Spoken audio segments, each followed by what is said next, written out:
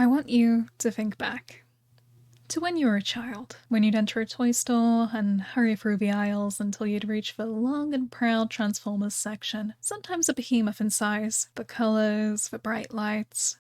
Well, forget it, 'cause it's all gone now. I have a bit of a funny history with Transformers toys. As a kid, I thought they were butt ugly, opting out of collecting them. I had an alternate colour Prime Soundwave and a 2-pack of G1 Grimlock and Bay Grimlock. That was it, and I really regret that. But today, I am bringing you on a journey, a quest, through multiple cities to try and find any Transformers toys. Of course, there are limits to this quest. I'm doing this on my university route, so there are a total of 2 different cities with a budget of £65 and a total of about 6 shops. Unfortunately, most of the high street is dead, so we're a little bit limited. First stop was Forbidden Planet. I knew this one would be cheating a bit since it's more of a niche hobby store, so I was bound to find something. Another little note about my childhood was I wished for Gundam to be a little more accessible and, easier to find. Now I can find it more than Transformers. The monkey pull really curled on that one, and I wish that was an exaggeration. The selection was pretty small, including various blind bag toys and the Legacy line. Honestly, it was pretty good. Entertainer is a UK-British retailer that first opened in 1981 and quickly took the place in most cities of Toys R Us after its closure. It's probably the most reputable shop now, and you can find them in almost every city. I found one Transformers toy. One. Let's speedrun to the third store I went to. Another entertainer in another city. This one had none! So, on that mention, Toys R Us is back with no vengeance. It is relegated to the back of WH Smith's now, which is a bookshop, and once again, I found one. Yippee. But hey, chin up, because our next shop is Game, which lives on top of Sports Direct right now, and sells video games, and more Transformers than actual toy shops.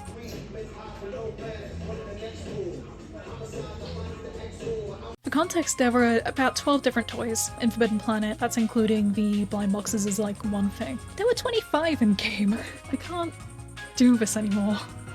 As an aside, does anyone know anything about the Transformers AR game? I found the cards a bit ago in game, but didn't really bother looking deeper. They're pretty cool though. After a long journey and a lot of walking, my feet were aching, spirits low. And now, to end the journey on a more positive note, I finally had a successful hit. Toy Planet. We did it, folks. 34 different toys on offer. And that's right, that's toys, model kits, and one of the comics which I might return for at some point. And this is a pretty good relief after so much heartache.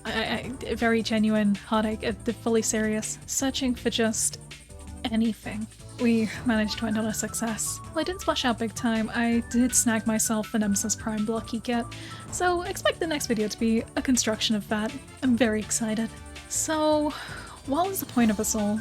I really just wanted to talk about this because it's been on my mind a lot. Living in the UK, it isn't realistic to order figures quite often because the costs of shipping are so expensive, as well as other much, especially the Transformers. Gundam has definitely gone better actually, going off script. Gundam's been really good for this. There's a lot more UK-based hobby websites. There used to be a few, but I think they've more than doubled recently, which is really, really good. So for a lot of people like me, the best option is to buy stuff in shops, which is often difficult, as proven. Consider this a little call to action. Support your local toy shops, whether they're large companies or small local sellers. Make it known Transformers fans are still here and we never left. How is the situation in your city? Are you blessed by the Hasbro gods or left in the shadows like me? It varies a lot, but I feel like this is quite common in the UK right now. Maybe kids are moving on from toys. Hasbro has leaned off from My Little Pony too, and brought back the classic LPS for older collectors. Maybe this is a side effect of the very digital age. Thank you all for watching, and don't forget to like and subscribe if you enjoyed the video. And special thanks to the first Ko-Fi supporter, Sentai.